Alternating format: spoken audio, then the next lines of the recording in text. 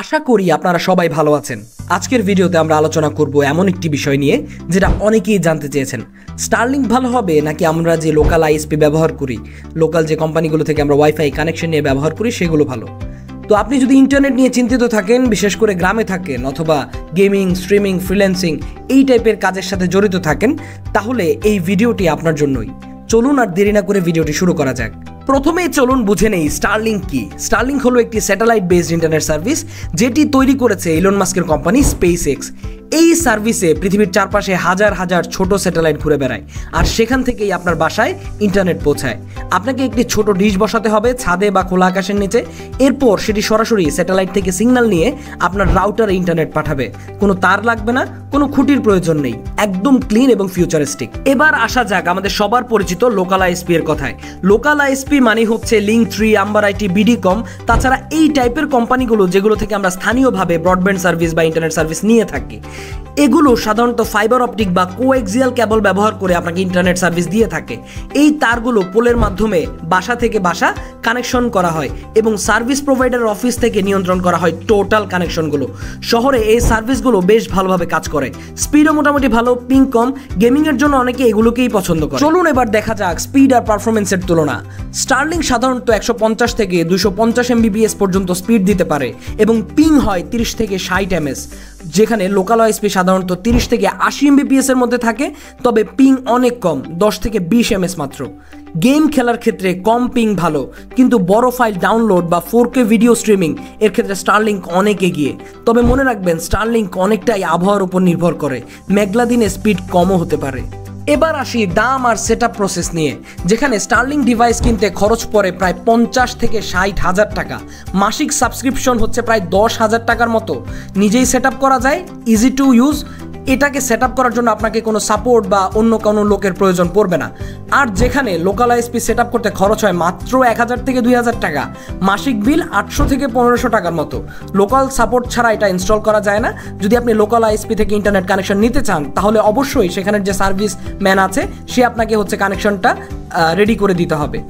দেখতেই পাচ্ছেন স্টারলিংক এখনও বাংলাদেশের অনেকের জন্য প্রিমিয়াম লেভেলের সার্ভিস, আর লোকাল আইএসপি অনেক বেশি অ্যাফোর্ডেবল। এবার যদি দুইটার সুবিধা আর অসুবিধা নিয়ে কথা বলি, তাহলে স্টারলিংকের বেশ কিছু সুবিধা রয়েছে, যেমন স্টারলিংক সেট আপ করতে কোনো তারের প্রয়োজন হয় না বেসিক্যালি, আর হচ্ছে এটা সহজেই সেট আপ করা যায়, এর জন্য আপনাকে অন্য কোনো সাপোর্টের প্রয়োজন পড়বে না। আর এটা এমন এমন এলাকাতেও ব্যবহার করা যায়, এমন এমন জায়গায়ও ব্যবহার করা যায় যেখানে বিশেষ করে লোকাল আইএসপি পৌঁছাতে পারবে না, বা যেখানে ওয়্যারিং করা খুব ঝামেলার কাজ বা তার নিয়ে যাওয়া একটা ঝামেলার বিষয়। তো সেই সমস্ত রুরাল এলাকাগুলোতেও কিন্তু স্টারলিংক খুব ভালোভাবে নেটওয়ার্ক প্রোভাইড করতে পারবে। আর তৃতীয়ত সবচেয়ে বড় কারণ সেটা হচ্ছে অন্যান্য যে লোকাল আইএসপির নেটওয়ার্ক আছে সেটার তুলনায় স্টারলিংকের স্পিড অনেক বেশি, যেটার কারণে অনেকের কাছে স্টারলিংক একটা ভালো প্রায়োরিটি পাবে। আর এইটার যেমন অনেকগুলো সুবিধা রয়েছে, তেমনি অনেক ধরনের অসুবিধাও রয়েছে। যেমন বর্তমানে বাংলাদেশে এটার দাম অনেক বেশি, অনেকটা আমরা যারা লোকাল আইএসপি বর্তমানে ব্যবহার করি তাদের পক্ষে এই জিনিসটা মোটামুটি এফোর্টের বাহিরেই বলা যায়, যে এটা আমরা চাইলেই এফোর্ড করতে পারবো, বিষয়টা এমন না, দাম অনেক বেশি। এইটা অনেকটা আবহাওয়ার উপর নির্ভর করে। আবহাওয়া যদি খারাপ থাকে, অর্থাৎ দেখা গেল যে আপনি ছাদে যে ডিশটা ব্যবহার করেছেন সেই ডিশের উপরে যদি কোনো গাছপালা থাকে বা আকাশে যদি ঘন মেঘে ঢেকে যায়, তাহলে ইন্টারনেট কানেকশন কিছুটা ইন্টারাপ্ট হতে পারে, অর্থাৎ স্পিড কিছুটা হলেও কমে যেতে পারে। লোকাল আইএসপি একটা জিনিসের দিক দিয়ে স্টারলিংককে সম্পূর্ণভাবে হারিয়ে দিচ্ছে, সেটা হচ্ছে এটার প্রাইসিংয়ের ক্ষেত্রে। যেখানে স্টারলিংকের প্রাইস এত বেশি, সেখানে লোকাল আইএসপি একদম সাশ্রয়ী। আবার আরেক দিক দিয়ে লোকাল আইএসপি গেমিং এবং অফিসের যে কর্পোরেট কাজগুলো আছে সেগুলোর জন্য খুবই ভালো, আর আপনি চাইলেই লোকাল আইএসপির সাপোর্ট পেতে পারেন কল করে। কিন্তু স্টারলিংকের সেক্ষেত্রে দেখা যায় যে সাপোর্টটা অ্যাক্সেস করা আপনার জন্য কিছুটা ডিফিকাল্ট হতে পারে। আর এটার অসুবিধাগুলো হচ্ছে, যেমন গ্রাম এলাকায় এটার অ্যাভেলেবিলিটি খুবই কম।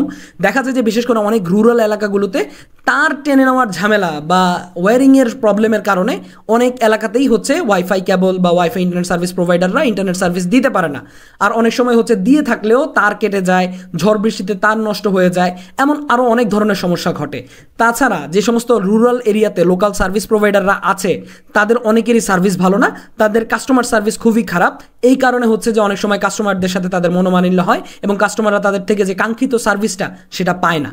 সর্বশেষে আপনার জন্য কোনটা ভালো হবে সেটা আপনার লোকেশন, বাজেট আর প্রয়োজনের উপর নির্ভর করছে। আপনি যদি শহরে থাকেন এবং বাজেট নিয়ে সচেতন হন তাহলে লোকাল আইএসপি আপনার জন্য বেস্ট এবং যথেষ্ট। আর আপনি যদি গ্রামে থাকেন বা আনইন্টারাপ্টেড ফাস্ট ইন্টারনেট চান তাহলে স্টারলিংক আপনার জন্য একটা দারুণ অপশন। আশা করি এই ভিডিওটি আপনার জন্য উপকারী হয়েছে। যদি ভালো লাগে তাহলে একটি লাইক দিন এবং ভিডিওটি শেয়ার করুন এবং অবশ্যই সাবস্ক্রাইব করতে ভুলবেন না। আবার দেখা হবে পরের ভিডিওতে ইনশাল্লাহ। আল্লাহ হাফিজ।